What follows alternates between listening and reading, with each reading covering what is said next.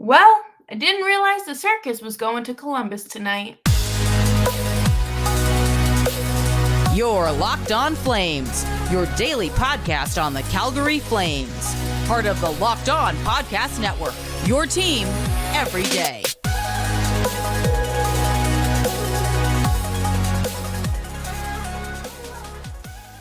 Well, hello everyone, and welcome to today's episode of Locked On Flames.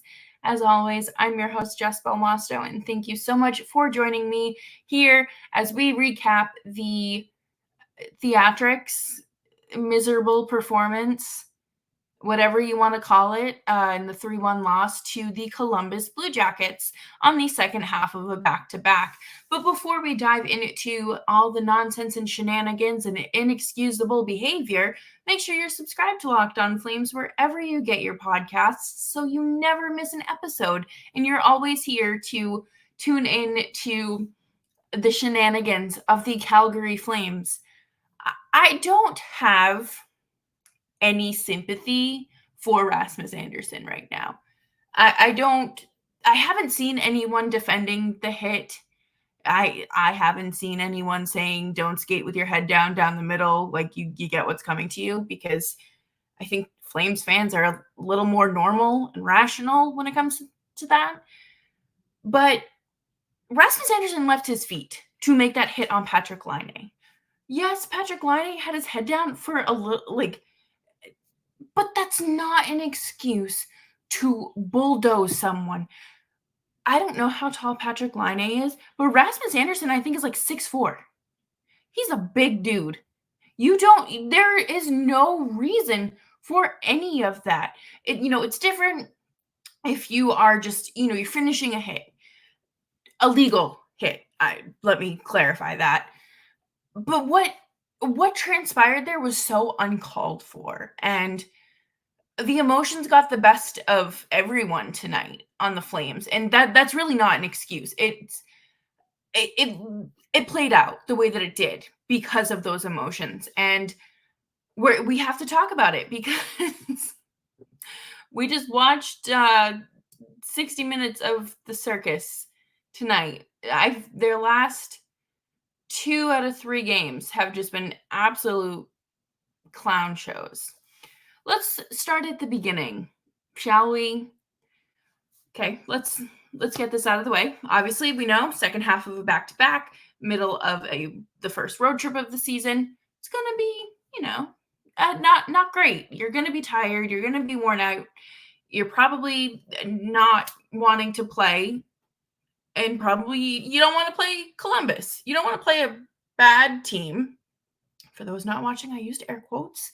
And you really don't want to go up against Johnny Gaudreau. I'm just saying I wouldn't want to go up against Johnny Gaudreau. But what happened tonight all unraveled in the first period. It was a disaster. Their first period was, I feel like, their best period. Besides, the second half, not even the second half of the third period after they scored, because Rasmus Andersson went and messed it all up. And so did Kadri. And good for Eric Goodbranson, I guess. You know what? Whatever. The Flames were in the wrong there. But let's rewind. Cole Sillinger was on the other end of Nazem Kadri's fists tonight. And I think that Kadri did get in some cheap shots. The kid was on the ground and he's still punching him. Cole Sillinger, I'm not gonna lie, kind of, I don't want to say ragdolled him, but Kadri couldn't get in a punch the same way he can't get a shot. Sorry, but that was really, as a Bruins fan, that was so satisfying to watch. But as a Flames fan, I was like, I just defended you on this podcast, and you go out and embarrass me like that? His whole performance tonight was abysmal. It has not been a good start to the season for Kadri, and it's really, it's a shame. It's a shame, and there's only so much you can do to justify a player's performance. And I feel like we haven't settled into the season by any means, but we're working out the kinks, and I think it's not great.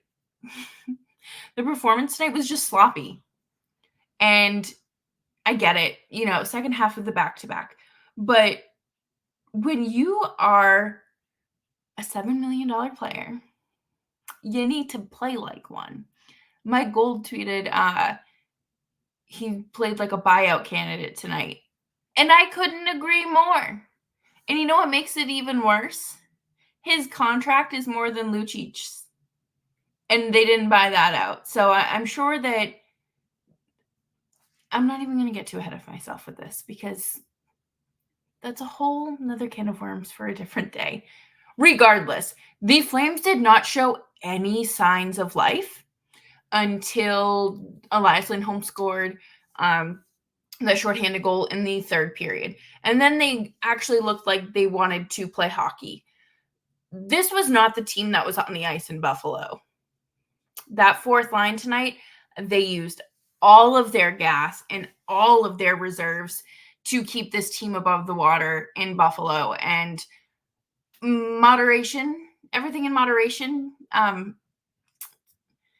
We got to work on that. Matthew Coronato was stapled to the bench for like half a period. Ryan Huska is not afraid to, he's not afraid to make a difference. You know what I'm trying to say? He's not afraid to do his job, but he's also not going to put you on the bench for the entire game. Went out there, let him have a second chance, and he played fairly decently. The only way I can describe this team is when you are blindfolded at like a birthday party and you're being spun around before you hit the piñata, and then you're just like whacking. You don't know what's going on. You are just, you don't know what's in front of you. You don't know where you are. You might hit someone. You might hit your friend in the face with a bat, or you might hit someone in the crotch. You don't know, or you might hit the piñata. That is what the Flames looked like tonight. They looked like they had no idea what they were doing. And it took me back, like the stuff that we were watching tonight looked exactly like last year's game. They could not find, not even a danger chance, but just a normal shot. I don't know. The bus ride to the airport is going to be quiet. It's going to be silent. It's going to be awkward. You know why? Because they did it to themselves. They get themselves into these messes, and they need to learn to dig themselves out of it. Rasmus Andersson has some things to answer for, and I'm sure we will be hearing about. Regardless, look for Rasmus Andersson to be fined at the bare minimum and suspended. Suspension is the absolute right call here. But anyways, coming up next, we are going to continue to talk about this game. And, we're going to talk about my 3 stars. As abysmal as tonight was, there were still some shining moments. But before we do that, I am going to take a second here and talk to you about Jase Medical. Everyone should be empowered to care for themselves and their loved ones at any given time. And Jase handles everything online, from online evaluations to licensed pharmacy medication delivery and ongoing consultations and care. You can customize your Jase case with dozens of add-ons. You can buy a gift card for a family or your loved one so that they can get a Jase case of their own. Go to Jase Medical and enter code LOCKEDON at checkout for a $20 discount on your order. That's promo code LOCKEDON at Jase, Jase medical.com. Do you know what I love more than hockey? That is being comfortable. And Bird Dogs provides top-tier comfortability with their shorts and their hats. If you're watching on YouTube, hello, this is a wonderful hat that Bird Dogs was kind enough to send me. Bird Dogs material is stretchy, like khaki shorts. Bird Dogs fit way better than regular shorts, and they are made of material that moves with you rather than restricts you. Bird Dogs are functional for any occasion: golf, a date night, the gym, the pool, lounging when you're watching football, or it's late at night and you are watching hockey. I love my Bird Dogs, and I love the comfortability of them, and they don't look like loungewear. They look casual shorts. And you can go to birddogs.com/LockedOnNHL or enter promo code LockedOnNHL at checkout for a free Bird Dogs water bottle with your order. That is birddogs.com/LockedOnNHL for a free water bottle at checkout. You won't want to take your Bird Dogs off, I promise you. Thank you, everyone, for hanging out with me today on Locked On Flames. What a doozy. What an absolute doozy.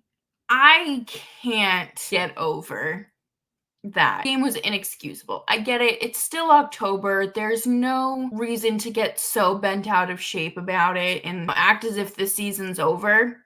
But when those 2 points matter when it comes to seeding and when it comes to a wild card spot, you're going to think of games like tonight and the game against Washington and how all of that unfolded. And it wasn't good. Jacob Markstrom played out of his mind tonight. I am so sorry, but those 2 goals were not his fault. It was very clear that there was just a breakdown in the defensive system in front of him. I hated that second goal and what happened between, like, Noah Hannafin and Rasmus Andersson were chasing the same guy, and no one thought to just kind of be defensive, like their job, kind of maybe do a little bit more front of the net stuff. But I'm not an NHL coach, and I've never coached an NHL team. However, I have coached Park and Rec League sports, capture the flag. If you're ever looking for a capture the flag captain, go call me right up. But anyways, back to the game. We need to discuss the 2 bright spots of the game, and that would be Elias Lindholm and Jacob Markstrom. It was just so bad. It was so bad. And I wasn't panicking, really, when the Blue Jackets were, when they were in front of Markstrom. I felt confident in Markstrom, and it was more of the other systems that I wasn't entirely buying into. But Markstrom had major saves tonight that truly benefited the Flames. So this wasn't like a 7-1 game. In the last 2 games, actually, he has made some quite incredible saves that I don't think last year's Jacob Markstrom would even think to make. Has he gotten lucky? Of course. Is luck part of goaltending? Yes. Is that why you can't necessarily predict and accurately project what a goaltender is going to be? Yes. I hope that Markstrom is not hard on himself tonight, and I hope that everyone goes into that locker room and apologizes and says, "We let you down. That was unbelievable." And I don't want to see any more of that. And I know we're supposed to be talking about the good stuff, okay? But it's hard not to talk about the bad stuff because you have to praise the shiny stuff that happened in between here, right? I did not think the Flames were going to get on the board tonight. And then when AJ Greer took that penalty, it's over. It's so over. Just don't even go to Detroit. Just keep going west. Go back to Calgary. We'll go through custom. We're back, right? Just could not get over how bad that was and how this team did not look like the Calgary Flames. But Elias Lindholm bailed us out and showed us a little bit of life, and that the lineup was still there. These weren't the understudies out there anymore. It was the actual team. He scored that nice breakaway shorthander. I thought that he looked good doing it. And I think that, getting on the board really rejuvenated the team and gave them confidence. But ultimately, it was too late. There was nothing. I mean, the Flames did look like they maybe could tie it up, but then they pulled Markstrom and it ended up being the empty netter. And then, of course, we're continuing to spiral here. I want to see Elias Lindholm get going. I think that we may need to potentially put, Igor on that top line again, just to see. He does have a really good shot, and the Flames need to shoot, especially out there on that first line. So I want to see that. I really believe that we are still so early on into this that writing any of these players off is a disservice to them, but you also look so silly and so foolish. But I expect more out of these players, and if anyone met and exceeded expectations tonight, it would be Jacob Markstrom and Elias Lindholm. Those two looked the best. And Mackenzie Weegar even had a few minutes where it was not ideal play. They truly looked like last year's team. And that's not good. That is not what you want to see. We are going to wrap up the show with winners and losers because, again, that we are just rolling in this optimism and negative. We're so back to it's so over energy here on Locked On Flames. But before we do that, we are going to take a quick break here. Mangiapane scores a hat trick. The Calgary Flames win the Stanley Cup. And if you want to win 100 times your money, play daily fantasy hockey on the Sleeper app. These are all possible scenarios for this season, but to have a chance at winning big, you need to play daily fantasy hockey on Sleeper.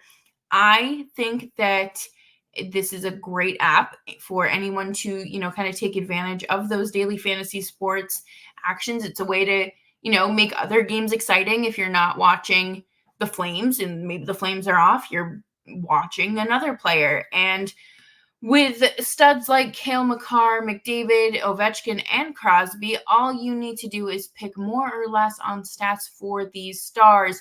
Choose stats like goals, assists, save, plus minus, and more. You heard me, Flames fans. 100 times the payout on Sleeper. So start paying attention and get your picks right now so you can win big. Use promo code Locked On and you will get up to a $100 match on your first deposit. Terms and conditions apply. That's Locked On NHL. See Sleeper's terms of use for details. Thanks everyone for hanging out with me today on Locked On Flames as we battle through the evening because my goodness, the Flames they sucked all the air and life out of my fun Friday night. And by fun Friday night, I mean online shopping on my couch while watching hockey. But no, it's Friday. We always talk about the winners and losers of the week, and why would today be any different, right? Well, to start, my winner is Leo Carlsson. He scored his first NHL goal at home Thursday night for the Ducks, and it was very exciting. I love watching these players take that next jump. They're drafted and then they go to the NHL, like especially, those top 5, top 10 guys. They're 9 times out of 10, they're playing in the NHL immediately. And watching players that have just grown up playing the game officially, make their name in the NHL, everything that they've worked for their entire life, it's exciting and it's hard not to root for these kids. And what's so exciting to me is that everyone has such a unique story and a different path to the game and through the game, really. Like, I was listening to an interview Tuukka Rask did, and how he up and left his family when he was like 15 years old to go live, I believe it was Helsinki. I'm probably making that up, but he moved. He moved to a bigger city, far away from his family, so he could play hockey with the national team, which is huge, right? And you really start getting scouted at, I guess, internationally at that age, and you make a name for yourself, and you play in World Juniors, and you hope you get the call, and these kids did. I love when players have, spent a few years grinding in the AHL after being drafted, and, there isn't an immediate need for them in the NHL. So they are working on refining those skills after maybe spending time playing international hockey or playing in the OHL or WHL, or college, whatever the case may be. It is just so fun to watch, and everyone should be excited to watch a lot of these guys. There's no reason not to be. We're rooting so hard for players like Walker Duehr and Adam Ruzicka, who have, spent a lot of time in the AHL, and Matthew Coronado is playing fantastic after 2 seasons at Harvard. So it's really exciting to watch your own team develop like that as well. And I wish nothing but the best for all of these players this season. I think it's an exciting time, and who doesn't love a good milestone, right? Loser of the week, that's an easy one. It's Rasmus Andersson. I love Rasmus Andersson so much, but what was that? I have not looked to see if he said anything after the game, or if number one, I hope Patrik Laine is okay. Like, I don't care what Rasmus Andersson has to say at the moment, but I would love an update on Patrik Laine, and to make sure that, Rasmus Andersson sends him like $5,000 personally and is like, that's my apology. Is that how rich people apologize? Do they apologize? I don't know. But yeah, Rasmus Andersson just absolutely demolished any sort of likability for the time being. I was very excited to watch him play in Detroit after his accident last year, and now he doesn't really get that. He's probably going to get suspended, and that's fine. I don't have an issue with that. But what I want to see is him to never do that again. You know why? Because you can't lose your big players. You can't afford to lose any players, but you also shouldn't be going out there with the intent to injure. Oh, it drives me wild. And go read Boy on Ice, because your life will be changed, and you will probably cry and want to throw up because of how heartbreaking you realize the toll of the physicality of hockey that takes on players' bodies. But that does it for me today here on Locked On Flames. We can only hope this team looks better on Sunday. I don't know what they're going to do. Are they just going to spend tomorrow practicing all day? Or is Huska going to be like, oh, let's rest and, not go out to dinner? Maybe we just order takeout or room service or something, because I don't know if I trust any of you walking the streets, because clearly accidents happen, and would like to avoid any injuries. But like I said, thanks for sticking around. As always, I'm here for you Monday through Friday. Jess Belmosto on Locked On Flames, and also on Twitter at Jess Belmosto. And Nick will be back with me next week to talk all about the good, the bad, the ugly, and of course the Rangers coming to town on Tuesday. And until then, stay safe, stay hydrated, and stay moisturized.